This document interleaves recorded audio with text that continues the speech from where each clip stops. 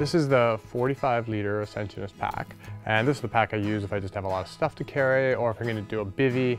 This pack weighs 36 ounces, just over 1,000 grams. This pack has a really nice frame that gives it a lot of rigidity here and also flexes really well as you walk. But if I'm climbing, I don't like to have a frame in the backpack. And so you can take that out. What I do is I take my sleeping pad, turn down those two corners right there so it slides in there nicely and disappears. When you're packing for an overnight, one thing you want to do is you want to pack the things that you're going to need last at the bottom. My dinners and first aid kit I can throw down there. A pair of mittens, the work to compress that to get it in here. And you can kind of use that alpine rock rack. Actually wrap them up in some clothing.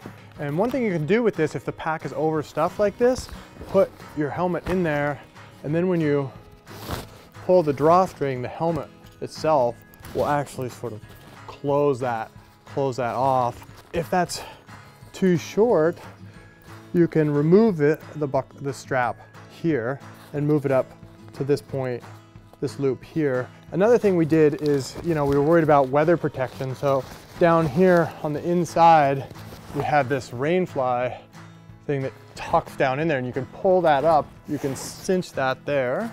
I can reach over here and pull that up, and your load is kind of protected like that. Okay. With ice tools, slip those into those little pockets there. There's a little hole in the bottom of this pocket right here, so snow comes out. Side compression straps also hold the ice tools on, and that's kind of one of the philosophies that we maintained through here. I always feel like everything in my pack needs to have a couple of uses, and with this, having the side straps, compression straps also hold the ice tools on, holds true to that philosophy. I actually find it easiest to put the shaft in first and then slip the head of the tool into the pocket. And one thing we did here, this clips here, but we also reverse these buckles so you can snap those together, and then if you want to mount skis on the back or anything else, there's daisy chains on the back, so you can use that and attach any number of things on there. On the top lid, you can see there's this zipper so you can get in and get your headlamp or whatever it is out of there. And that's oriented vertically so stuff just doesn't fall out on its own when it's upright. And then we have this nice big haul loop so you can grab that with gloves on pretty easily. You want to always be able to get that.